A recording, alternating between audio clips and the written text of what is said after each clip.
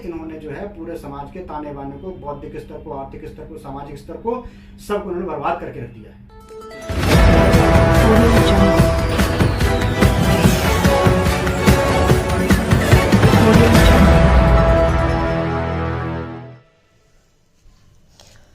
बुनियादी जनता के मुद्दों के साथ बरेली लोकसभा सीट से जनशक्ति एकता पार्टी के प्रत्याशी से विपक्षियों के होश फाख्ता।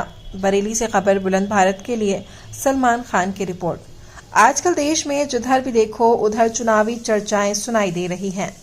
इसी बीच देश के मतदाता आपस में खुसुर फुसुर करते हुए कहते हैं कि चाहे भाजपा हो, चाहे कांग्रेस हो, चाहे सपा हो, ये सब पार्टियों के नेता मंदिर, मस्जिद और हिंदू मुस्लिम के मुद्दों पर ही हम सब का वोट लेना चाहते हैं। मगर कोई भी पार्टी का नेता ये नहीं कहता है कि हम अपने क्षेत्र में अच्छे स्कूल कॉलेज बनवाकर बच्चों को अच्छी शिक्षा प्रदान कराएंगे। ना कोई नेता अपने क्षेत्र का विकास कराने की बात करता है।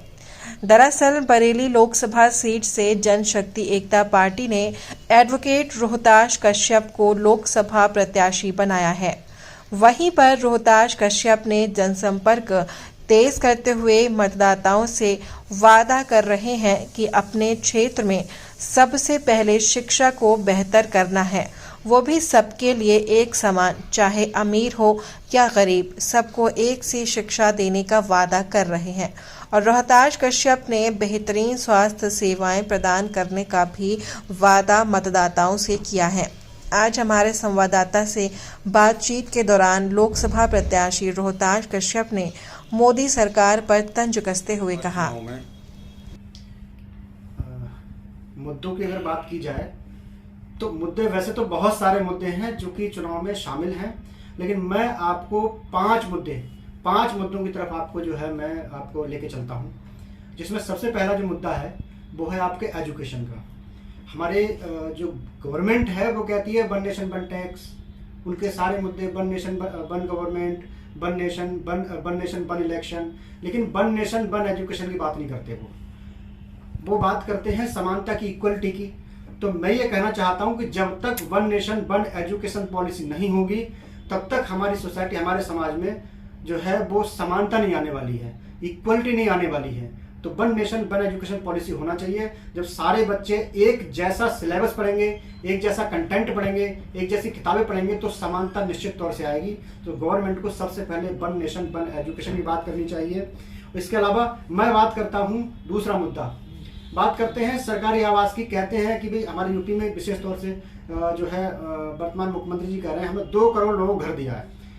मैं एक बात कहना चाहता हूँ, जो हमारे यूपी है इसकी आबादी ही 20-22 करोड़ है, इसकी आबादी 20-22 करोड़ है। तो 2 करोड़ लोगों का उन्होंने घर दे दिया, तो पहले लोग जंगलों में रह रहे थे, झोपड़ी में रह रहे थे क्या? 2 करोड़ लोग वो कौन है? दूसरी बात यह है कि घर अगर उन्होंने 2 करोड़ लोगों को दिया है तो आज भी लोग सड़कों पर क्यों हैं? तो यहाँ पे मैं बहुत जरूरी बात आपको बताना चाहता हूँ कि जो अनऑर्गेनाइज कॉलोनियाँ हैं आज की डेट में, अगर मैं बरेली की बात करूं विशेष तौर से, तो बरेली में अनऑर्गेनाइज बहुत सारी कॉलोनियां हैं, अनाधिकृत कॉलोनियां हैं। तो सबसे पहले तो मेरा काम ये रहेगा यहाँ पर जो है उन लोगों के जो जरा देर में बुलडोजर पहुंच जाता है उनको गिराने के लिए, तो वो बुलडोजर जो है ना पहुंचे, लोगों के घर ना गिरे। सबसे पहले उन सारी अनाधिकृत कॉलोनियों को जो है हम अधिकृत कराने का काम करेंगे। तीसरी बात, यहाँ पे मैं अपने लोकसभा क्षेत्र की बात करूं तो यहाँ पे हमारे पूर्व के माननीय सांसदों ने सारी फैक्ट्रियां बंद करवा दी, चाहे वो रॉड फैक्ट्री रही हो, चाहे वो ITR रही हो, कैंपर बंद होने के कगार पे है, आपके जो है बिमको बंद हो चुकी है। बरेली का इंडस्ट्रियल टेम्परामेंट, बरेली का इंडस्ट्रियल जो है वो पूरा इन्होंने बर्बाद करके रख दिया है। तो सबसे पहले हमारा टारगेट रहेगा कि बरेली में जो है इंडस्ट्री डेवलप की जाए, कम से कम 100 फैक्ट्री लगाई जाए, जहां पे कम से कम 50,000 से 1 लाख लोगों को रोजगार दिया जाए। अब रोजगार की बात आ गई। रोजगार में एक बहुत महत्वपूर्ण बात यह है कि हम अगर बरेली में निकलते हैं तो सड़कों पर लोग कब्जा लगाए बैठे हैं, जो रेडी पटरी वाले बेचारे जाए भी तो जाए कहाँ? तो इनके लिए एक अलग से व्यवस्था करवाएंगे हम, और परमानेंट इनको अलॉटमेंट करवाएंगे दुकानों का, जो रेडी पटरी वाले हैं। तो इन लोगों के लिए जो है ये हम जो है सबसे पहले जो है इन लोगों के लिए परमानेंट व्यवस्था करवाएंगे, जहां पे वो आराम से अपने जो है वो अपना व्यापार कर सकें, रेडी पटरी लगा सकें, जहां पे उनको कोई परेशान ना कर सके। पांचवा मुद्दे की बात करें हम तो पांचवा मुद्दा बहुत इंपॉर्टेंट मुद्दा है। जो कि हमारे यहाँ पर पूरे देश का बड़ा मुद्दा है, जिसमें बहुत सारे लोग जो डिमांड कर रहे हैं कि भाई हम जो है हमें एससी में शामिल करो, कि हमको जो है स्पेशल कोटा चाहिए, कि हमको एसटी में शामिल करो। तो इसमें बहुत सारे जरूरत इस बात की है कि जो दलित पिछड़े वर्ग के लोग हैं उनके लिए कोई कुछ नहीं कर रहा। तो सबसे पहले जो है मैं उनके लिए प्रयास करूंगा कि उनके जो संवैधानिक अधिकार हैं उनकी आवाज उठाई जाए और उनके संवैधानिक अधिकार उनको दिलवाए जाए, और पार्लियामेंट में ये क्वेश्चन सबसे पहले रेज करूंगा मैं। मेरे ये 5 मुद्दे हैं, बाकी तो बहुत सारे मुद्दे हैं, लेकिन 5 मुद्दे मैंने जहां तक अगर मुझसे आप पूछते हैं तो मेरा असेसमेंट समझते हैं, तो मैं अगर पीछे जाता हूं 2014 से पहले को, तो मैं देखता हूं कि भारत में जो सामाजिक ताना बाना है वो इतना छिन्न भिन्न, इतना बर्बाद नहीं था। यहाँ पर हिंदू मुस्लिम लोग मिलकर रहते थे। मैं खुद ऐसे मोहल्ले में रहा हूँ, जहाँ रहता हूँ, हमारे गांव में खुद जो है जहाँ मैं रहता हूँ वहाँ पे खुद आधी आबादी हिंदू मुस्लिमों की है, आधे हिंदू आधे मुसलमान है। कभी किसी में कोई झगड़ा नहीं होता, सब मिलकर रहते हैं।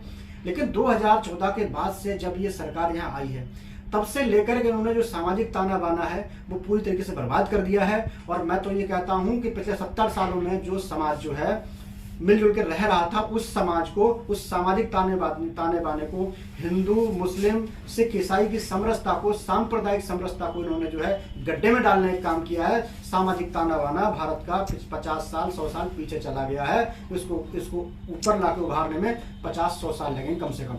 अगर आप जैसे आप या आपकी पार्टी कामयाब होती है और चुनाव में कुछ अपना बहुमत सिद्ध करते हैं आप लोग, तो किस तरह से आप महंगाई पे कंट्रोल करेंगे? महंगाई, बहुत बढ़िया सवाल। महंगाई, पहली बात तो महंगाई है क्यों? महंगाई भाई देखिए, जहां पे इकोनॉमी किसी देश की, किसी राज्य की अर्थव्यवस्था कुछ लोगों के हाथ में चली जाएगी तो महंगाई अपने आप हावी हो जाएगी। महंगाई का जो खेल होता है वो सिर्फ डिमांड एंड सप्लाई पे होता है। तो महंगाई जो है वो एक्चुअली महंगाई है नहीं, महंगाई क्रिएट कर दी गई है। महंगाई क्रिएट कर दी गई है कुछ चुनिंदा व्यापारियों को आर्थिक रूप से मजबूती दे करके। जिस दिन जो है आर्थिक जो चीजें हैं वो जिस दिन अर्थव्यवस्था उन चंद लोगों से बाहर निकल के आ जाएगी, महंगाई कंट्रोल हो जाएगी।